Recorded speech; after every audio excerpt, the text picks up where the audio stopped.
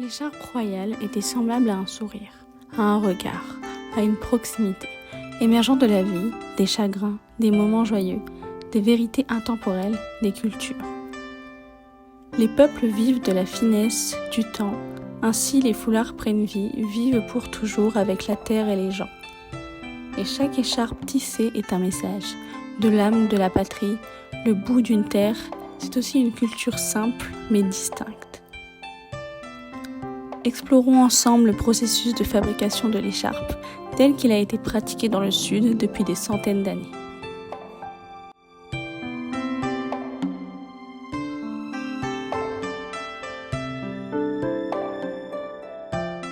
La première étape est celle de la mise en place. À partir de grandes bobines d'origine, l'ouvrier filera les fils en rouleaux qui peuvent être amenés à la machine.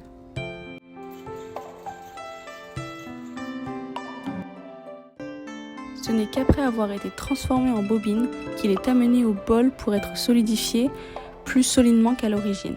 À ce stade, le travailleur doit serrer très fort avec sa main le tissu pour l'essorer, mais ne doit pas trop la laisser sécher pour garder de l'eau sur le tissu.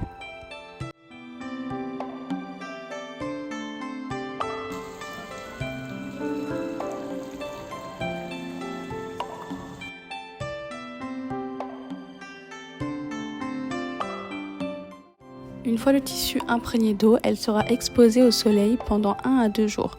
L'artisan doit faire preuve de patience. Et au fur et à mesure que le soleil sèche le tissu, le travail d'effilage se fait à partir des rouleaux de fil qui seront tournés de temps en temps pour un meilleur séchage.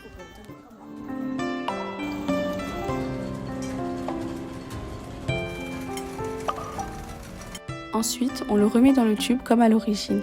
Pour continuer les étapes suivantes, c'est cette étape qui crée la taille de la texture de l'écharpe.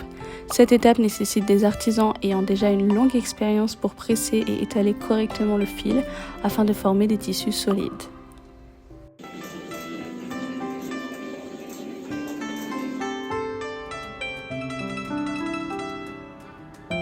Du début jusqu'à la fin au crochet, l'ouvrier tirera chaque fil tour à tour jusqu'au toit de tissage avec plus de 500 petits fils. Cette étape prend généralement 2 heures. Le processus de préparation est terminé. Ensuite, la machine fonctionne de manière autonome, mais elle doit être surveillée pour éviter de s'effilocher et donc éviter les accros.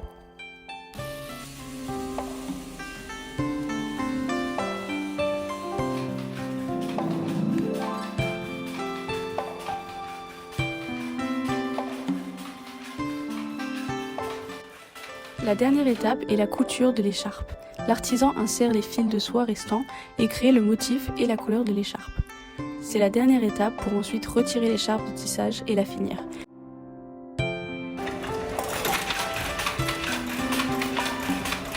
Il n'est pas nécessaire d'exagérer les motifs de l'écharpe.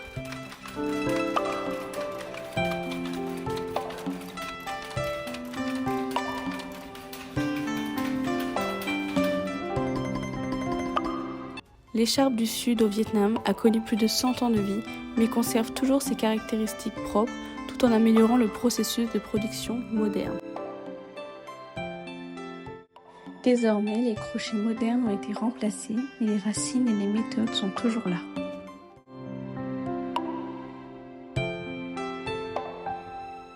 La conception de l'écharpe est diversifiée et n'est plus liée aux 5 couleurs traditionnelles comme avant, comme le noir, le blanc, le bleu et le violet clair, le rouge et le vert froid. Aujourd'hui, les foulards pour hommes ne se portent pas seulement sur le cou, mais aussi sur la tête, car c'est à la mode et c'est également pratique et élégant.